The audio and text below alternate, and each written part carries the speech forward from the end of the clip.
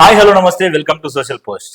So ఈ రోజు మనం చూసుకుంటే ఇప్పుడు సంక్రాంతికి వస్తున్న 3 సినిమాలతో పాటు 11వ తారీఖు రోజున పుష్ప ద రూల్ పుష్ప 2 సంబంధించిన సినిమాలో 20 నిమిషాలు మళ్ళీ అడిషనల్ గా యాడ్ చేసి దాన్ని మళ్ళీ రిలీజ్ చేయబోతున్నారు. మొత్తం అనాలిసిస్ చేయడానికి మనతో పాటు సీనియర్ జర్నలిస్ట్ అయిన బత్తుల ప్రసాద్ గారు ఉన్నారు. సో సార్తో మాట్లాడి అన్ని విషయాలు తెలుసుకుందాం. నమస్కారం సార్. నమస్కారం. పుష్ప ఇప్పుడు 3 సినిమాలు వస్తున్నాయి. సంక్రాంతికి వస్తున్నా అవ్వచ్చు, గేమ్ చేంజర్ అవ్వచ్చు, టాప్ మారచ్చు. సో వాటి గురించి మనం ఆల్రెడీ మాట్లాడుతున్నాం. వీటితో పాటు పుష్ప సినిమా కూడా వస్తుంది. ఎందుకు వస్తుంది అని అంటున్నానంటే ఆల్రెడీ 3 గంటల 25 నిమిషాల సినిమా, ఇప్పుడు ఇంకొక 20 నిమిషాలు యాడ్ చేసి రిలీజ్ చేస్తున్నారు. సో నెటిజన్ చేస్తున్న కామెంట్ ఏంటంటే గేమ్ చేంజర్ కి ఆపోజిట్ గా దాన్ని తలదన్నే విధంగా ఈ పుష్ప 2 20 నిమిషాలు యాడ్ చేసి రిలీజ్ చేస్తున్నారు. ఎప్పుడో అప్పుడు 2024 డిసెంబర్ 25 అంటే క్రిస్మస్ కి రిలీజ్ చేద్దామని చెప్పి ఆపి ఇప్పుడు 10వ తారీఖు రిలీజ్ అయిన తర్వాత 11వ తారీఖు దాన్ని రిలీజ్ చేయడానికి ఖచ్చితంగా ఇదే కారణం అంటున్నారు. సో దాని మీద మీ ఒపీనియన్ ఏంటి? ఇప్పుడు ఈ పుష్ప 2కే కాదు ఇట్లా కలపడం అనేది, గతంలో కూడా చాలా సినిమాల్లో ఎన్టీఆర్ సినిమాలు, అక్కినేని నాగేశ్వరరావు సినిమాలు ఒక పాట తీసి పక్కన పెట్టేవాళ్ళు. అంటే నిడివి ఎక్కువైందని, నిడివి ఎక్కువ ఉంటే ఆడుతుందో లేదో అని అది తీసుకుంటే ఆ సినిమా హిట్ అయిందనుకో ఆ పాట పక్కన పెట్టి ఏం చేస్తాం, దాన్ని కూడా కలిపేవాళ్ళు. కలిపితే మళ్ళీ రిపీట్ ఆడియన్స్ రిపీట్ అయ్యేవాళ్ళు, మళ్ళీ కలెక్షన్లు పెరిగేవి, కొంచెం లాంగ్ రన్ వచ్చేది.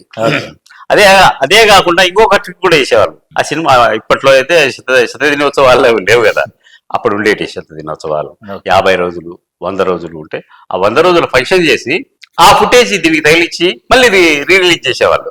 అప్పుడు దీంట్లో యాక్ట్ చేసిన వీళ్ళందరూ స్టేజ్ మీదకి వచ్చి మెమెంటోస్ తీసుకోవడము, వాళ్ళు స్పీచ్లు ఇవ్వడము, ఇవన్నీ ఉంటాయి కదా, అవన్నీ చూడడానికి మళ్ళీ వచ్చేవాళ్ళు.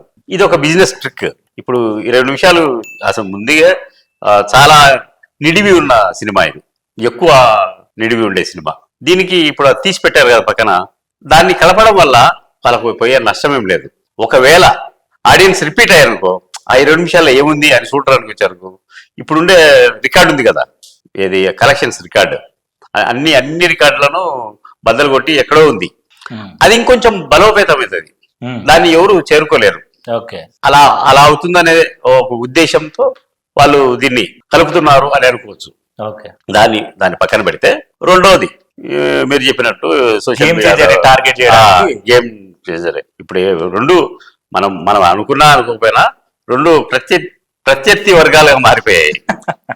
సొంత మేనత్త కొడుకే ఇద్దరు పోటీలు, వాళ్ళిద్దరి మధ్యనే భావభక్తుల మధ్య పోటీ ఏర్పడింది. నువ్వు గొప్ప నేను గొప్ప అని ఎక్కడి నుంచో వచ్చింది అది. సరే, అదే కంటిన్యూ అవుతుంది. ఇది కూడా ఒక వ్యూహం కావచ్చు.